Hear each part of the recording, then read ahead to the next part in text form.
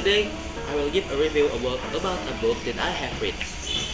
Okay, I will introduce myself. My name is Dimas Pratama, and I am from Class 1A English Education Department, University of Singapore Bangsa, Karawang. Today I will review a book written by William Shakespeare. It's The Tempest. The Tempest is a play by William Shakespeare. It's believed to have been written in 1610 until 1611. It is set on a remote island where Prospero, the exiled Duke of Milan, plots to restore his daughter Miranda to her rightful place. Using illusion and skillful manipulation, the eponymous Tempest brings to the island Prospero usurping brother Antonio and the complicit Alonso, king of Naples. There, his machinations bring about the revelation of Antonio's nature, the redemption of Alonso, and the marriage of Miranda and Alonso's son, Ferdinand. Okay, before we go deeper, I will take a quote from this book. Our revels now are ended. This our exodus. As I foretold you, we're all spirits and are melted into thin air. And like the baseless fabric of this vision, the cloud-capped towers, the gorgeous place, the solemn temple, the great globe itself, yea, all which in her shall dissolve, and like this insubstantial pageant fading, leave not a wreck behind. We are such stuff as dreams are made of, and our little life is rounded with a slate. Okay, I have finished reading this piece of writing like a couple days ago. Yet, I was reading along, caught up in Shakespeare's prose. By this point, I am as zoned in as if I was a British thief or a washerman or a butcher with blood under my fingernails in the pit at the globe. While watching this play unfold before my eyes, Ariel may have even cast a spell on me from beyond the pale. We are such stuff as dreams are made of. With all that exposure to this world, these bloody brilliant words, my eyes still sting with tears as if I am reading them for the first time. Maybe that was the Shakespeare spell and I am caught completely unawares. As jaded as I think I am, and life has proved to be less than ideal for me. My reaction to this line tells me that I still have a strand of hope to enthrone my soul. I will take a quote again. I still believe in dreams. Prospero. Well, Prospero, through the treachery of his brother Antonio, is deposed as Duke of Milan. He is sent out in a leaky boat with his child Miranda to die. But he doesn't die and lands on an island where he raised his daughter. He survives through the help of a savage, a hag seed, because he born of a witch, who show he and his daughter how to survive on the island. Who is he? He is Caliban. When Caliban is overcome with desire for Miranda, well, Caliban, he had a dream of repopulating the island with little Caliban. It means he won't have a child with Miranda. Okay. Prospero reacts as many fathers would by enslaving Caliban through magic acquired from his command of the spirit Ariel. In this time period, the writers believe that magicians became powerful through their dominance over a spirit. Wizard doesn't have power themselves, but only by commanding a spirit to do their bidding. Caliban is an interesting character. Since he was on the island first, he sees himself as a king of the island. His subjugation by Prospero can be interpreted as the same type of subjugation imposed upon indigenous people all over the world. Caliban is brutal, physically strong but mentally weak, and vengeful. She knows what is important to Prospero, even more important possibly than his daughter Miranda. Okay, this is quote by Caliban.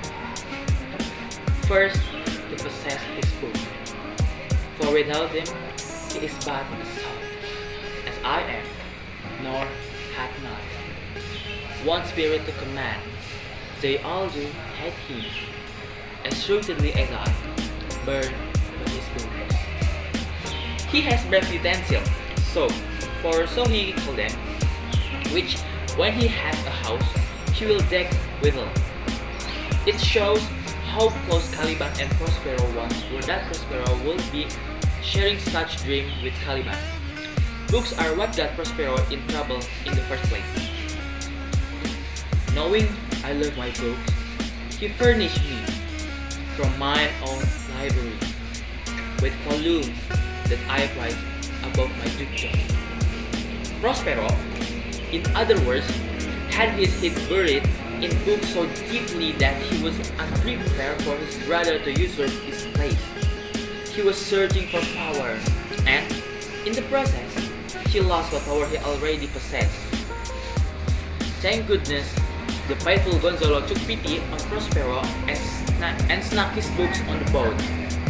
Nothing worse than being marooned on an island without books. To keep from going mad, I would have to curb what I can remember of the great classics into the bar of wood. Call me Ishmael.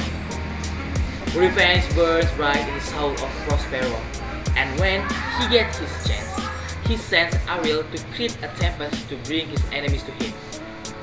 They just happen to be on a ship passing close to the island. What opportunity it is! King Alonso of Naples, who helped Antonio overthrow his brother, is now on the island. So is his son Ferdinand, his brother Sebastian, and of course the main focus of vengeance for Prospero, his brother Antonio. Needless to say, treachery abounds among the troops. Antonio actively encouraged Sebastian to do as he did and overthrow his brother. What better opportunity than him on an island?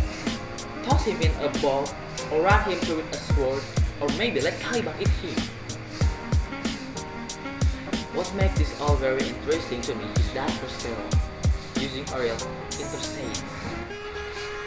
When we got to the end of the play, and they are all saved by the boat returning, Prospero said, I will break my staff, bury it certain fathoms in the earth, and deeper than the ever plumed soul, I will draw my book.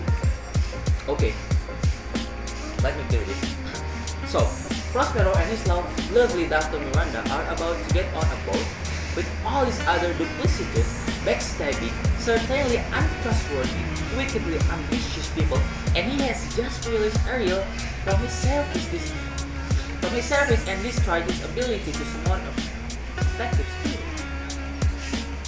So, what are the chances that Prospero gets flung off into the ocean to be a tactical for a swarm of sharks, and Miranda doesn't marry Ferdinand but become her mistress of Mandy? There has also been speculation about whether Caliban gets on the boat to sail back to Italy with them.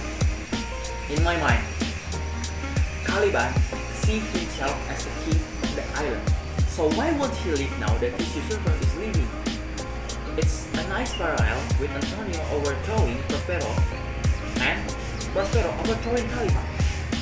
As always with Shakespeare, there is so much puzzle on each stage and on every one of his plays. I have only chosen to discuss the various aspect of the play of most interest to me for this time reading. Next time, it could be several other aspects that catch my attention for discussion. I know there are many who do not appreciate Shakespeare, but he is worth the effort. Just read Cliff's Notes, consult Spark Notes, and read summaries of the plot even before reading the play. The extra word will increase your understanding and enjoyment of any of his plays. Hopefully, once in a while, The bard will catch you off guard as he does for me and touch your reader's soul with words that lift that weary mantle of cynicism from your shoulders for a brief and beautiful moment. Before I close this, I have a quote for Shakespeare. My Shakespeare, rise. I will not lodge thee by causer of Spencer, our big human eye, a little further to make thee a room. Thou art moaning without a tongue, and art light still, while the book doth lie, and we have wits to read and place to give. Okay, time for the value from this book. Well, this book is not that good and not that bad, but I think the plot is overwhelming and make you confused sometimes. I will give it about maybe 4.2 from 5. Okay guys, I think that's enough review for me. Maybe I will review another book next time. I am Dimas Pratama signing out. Until next time, see you. Bye bye.